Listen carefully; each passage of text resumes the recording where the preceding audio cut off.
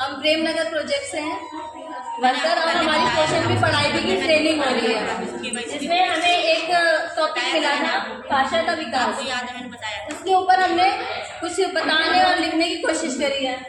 भाषा क्या होती है? भाषा जब हम एक दूसरे की बोलने की, दूसरे की बात समझते हैं, बोलकर, लिखकर, संकेत से सुनकर दूसरे की बात समझना और अपनी बात दूसरों को समझाना, यही भाषा होती है।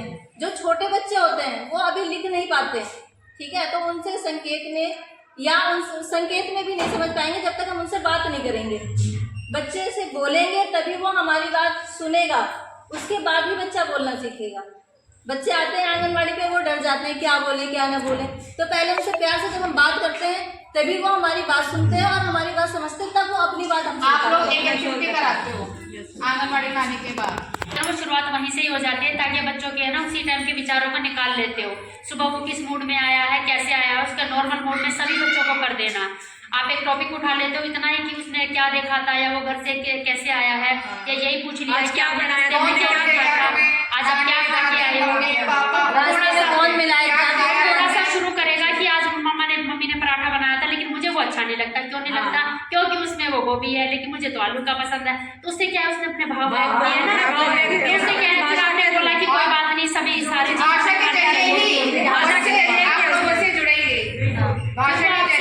बच्चा बोलेगा नहीं तो हमारे सुनेगा नहीं, जब सुनेगा नहीं ठीक है, और ना फिर वो केंद्र में कभी आएगा। तो भाषा के जरिए आप बच्चों से कनेक्ट होते हो और बच्चा भी अपने भाव यहीं से व्यक्त करना शुरू कर देता है। जब यहाँ बेसिक से शुरू करेगा ना तो वो आगे तक भी बोलेगा अपने जितने भी उसके भाव है, वरना वो बोलना ही नहीं शुरू करेगा। आपके पास से ही वो अपनी सारी भावनाओं को व्यक्त करता है। फिर इसके 4 गुण रखे हैं, एक तो बोलकर, लिखकर, सबसे पहले तो सुनकर है जो हमने लास्ट में बताया, सुनकर, बोलकर, पढ़कर और फिर लिखकर। उसके बाद उनको बच्चों को हम कविता करा सकते हैं, जैसे हम बोलते हैं, जैसे हम हाव भाव से एक्टिविटी कराते हैं एक्शन से, वैसे ही बच्चे भी करना सीखते हैं, तो उनका शारीरिक विकास भी होता है और भाषा का विकास भी होता है। दूसरी कहानी भी सुना सकते हैं बच्चों को, ग्रुप में बैठा के बच्चों को कोई भी कहानी सुना सकते हैं। जब हम सुनाना शुरू करते हैं तो बच्चे अपनी कहानी पहले सुनाते हैं। अगर आपने उनको बोला ना कि एक जंगल में एक शेर होता है तो बच्चे सारे शुरू होते हैं, हमने भी शेर देखा है, हमने भी देखा है, हमने भी देखा है, तो वैसे वो बच्चे अपने आप से भी बताने लग जाते हैं। एक आपके पास किताब है पिक्चर वाली, गुब्बारे वाली, कई सारे द्वारा भी भाषा का विकास कर सकते हैं। बच्चों को कोई भी पोस्टर है, मेले का है, मार्केट का है, शादी ब्याह का है, कहीं का भी दिखा दोगे तो वो बच्चा देख के वो खुद बताता है कि ये क्या चीज़ है, ये कौन सा कलर है। अगर मेले का दिखा रहे हैं, गुब्बारे वाला खड़ा है तो ये गुब्बारे है, तो हम उनसे ये भी पूछ सकते हैं कि ये कौन सा कलर का है, तो उनसे उनको रंगों का भी ज्ञान हो रहा है और वो बोल तो रहे ही हैं।